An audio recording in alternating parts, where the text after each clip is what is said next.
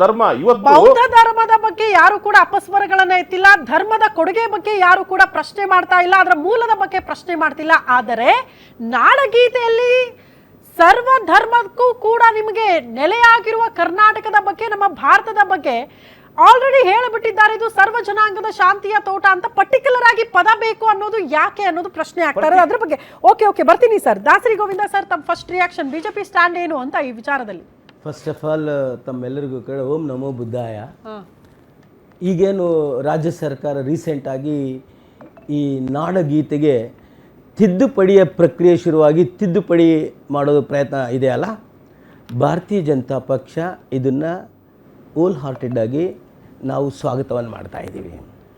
First of all first reaction, ನಾವು ಭಾರತೀಯ ಜನತಾ ಪಾರ್ಟಿಯಿಂದ ಈ ಒಂದು ಏನು ಸೇರಿಸೋದಿದೆ ಅಲ್ಲ ನಾಡಗೀತೆಗೆ ಬುದ್ಧಾಯ ಅಂತೇಳಿ, ಅದನ್ನು ನಾವು ಸ್ವಾಗತ ಮಾಡ್ತಾ ಇದ್ದೀವಿ.